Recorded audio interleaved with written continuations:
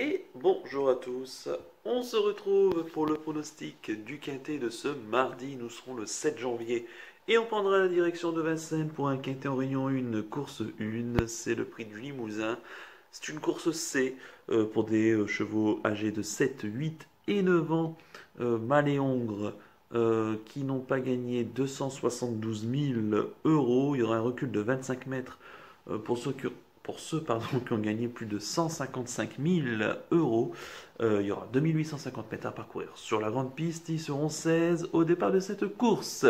Je vous donne tout de suite mes 8 préférés. J'ai retenu en tête le 4, Douxeur de Guèze, le pensionnaire de Jean-Michel Bazir, dont d'ailleurs ces pensionnaires traversent une très belle période de forme actuellement. Il a gagné déjà plus de 50 victoires. Je crois qu'il en a 51 ou 52 victoires en tant qu'entraîneur. Euh, donc à peine 2 mois du meeting, à mi-parcours. À noter que son record, Jean-Michel, est de 71 victoires, si je ne dis pas de bêtises.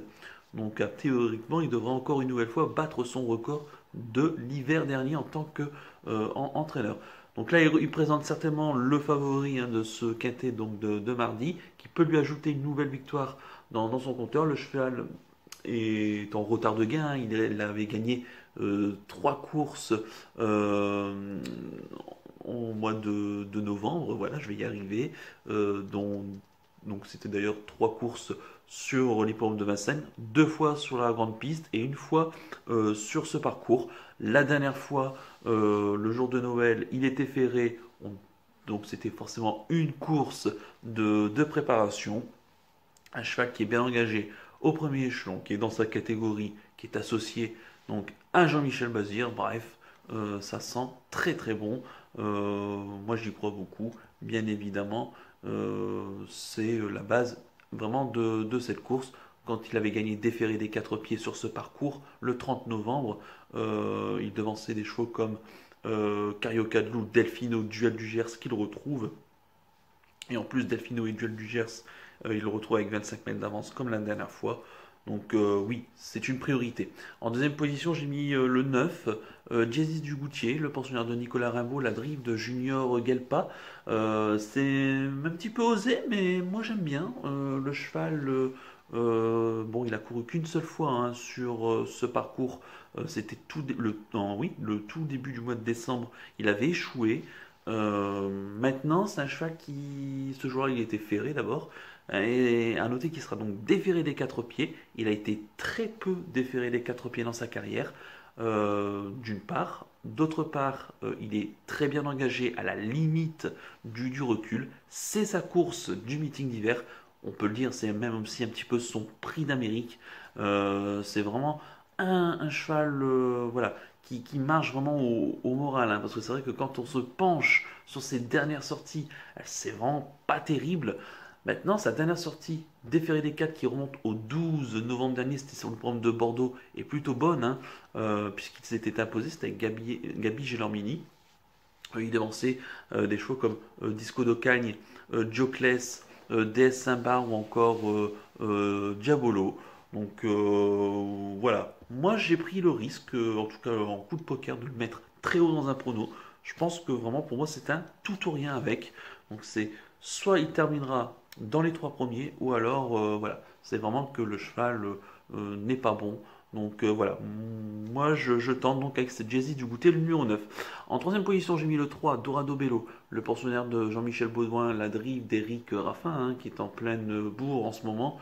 Le cheval compte 3 sur 5 sur ce parcours, sachant qu'il avait connu une interruption de carrière à un moment donné, entre décembre 2018 et novembre 2019. Donc il a fait des rentrées discrètes, mais s'est donné la sortie déférée des 4, ce qui sera de nouveau le cas de ce mardi, est plutôt bonne. C'était 2 fois sur ce parcours. Une quatrième place le 15 décembre dans un lot à peu près analogue, où il y avait Daguet Normand qui s'imposait devant Duc de Cristal.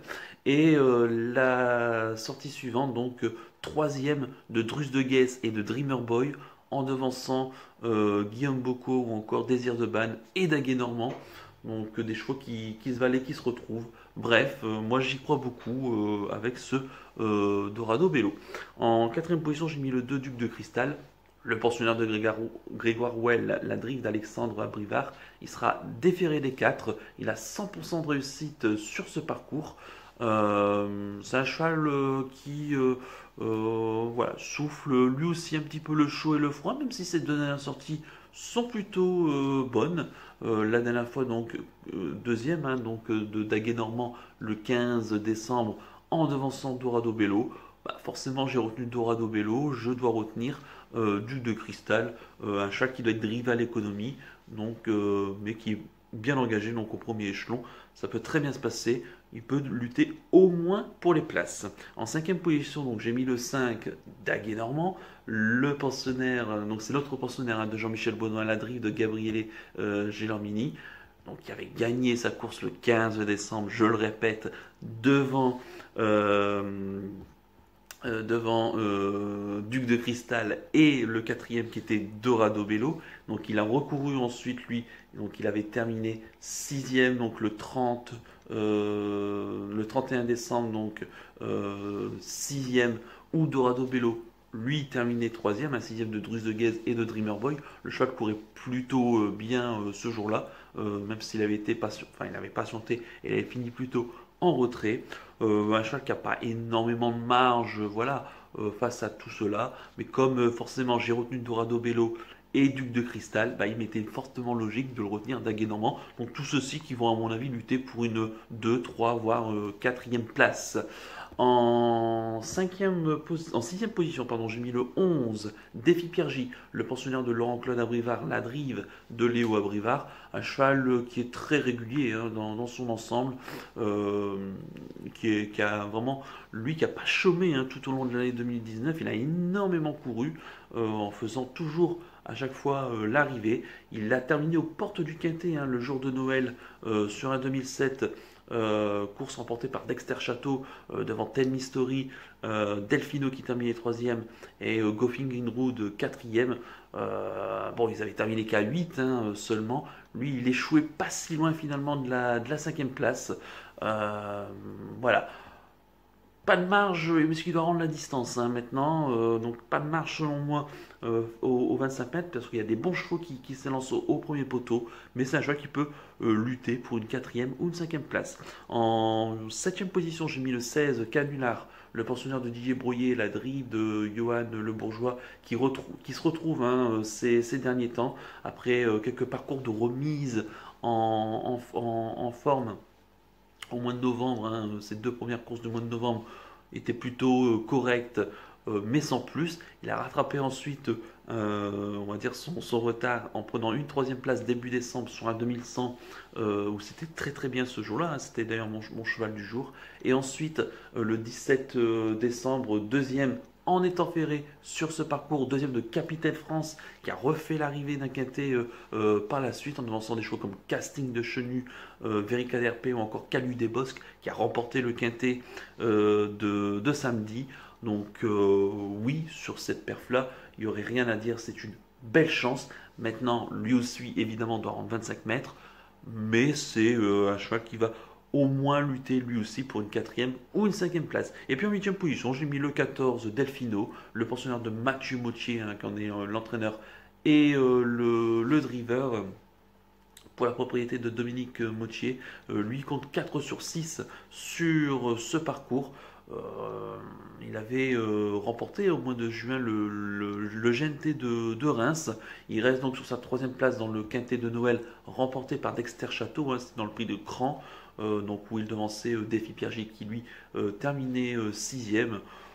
Pareil, en rendant 25 mètres, ça peut être difficile pour la victoire, mais là encore, il devrait participer à l'emballage final, au moins pour les places. Et puis en regret, j'ai mis le numéro 8, Dimo d'Ocagne, le pensionnaire d'Antonio Ripoli-Rigo, la drive de Franck Nivard. C'est un chat qui est extrêmement intermittent, qui est même assez délicat hein, dans un parcours. Il reste sur deux disqualifications consécutives, une sur le parcours de vitesse et la dernière fois sur ce parcours. A noter que c'est un chat qui sera déféré des 4. La dernière fois, il n'était que déféré des antérieurs. Il a 2 sur 5 sur ce parcours.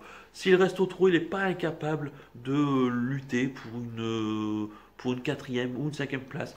peut-être même mieux si vraiment le cheval est bien luné. Mais voilà, il faut que, évidemment, que tout se passe bien, mais il a un petit peu de qualité.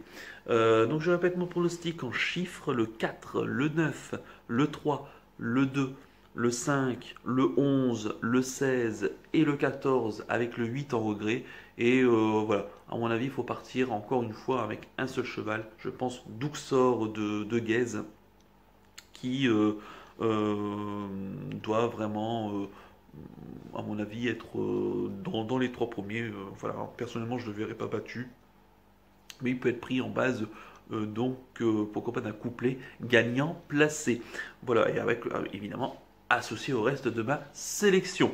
Voilà donc, et rapidement, on revient sur l'arrivée du quintet donc, de ce dimanche. Donc, il y avait pour cadre toujours l'hippodrome de Vincennes et la victoire donc dans le prix de Lille pour j'allais dire Douxor de Guèze, mais non, lui c'est mardi, mais c'est Dorgos de Guèze, hein, donc l'autre Bazir qui s'impose donc assez facilement devant Colonel, hein, qui lui a quand même donné une petite réplique pour finir, mais voilà, les deux Bazirs aux deux premières places, et je dirais même aux trois premières places, hein, puisque le troisième est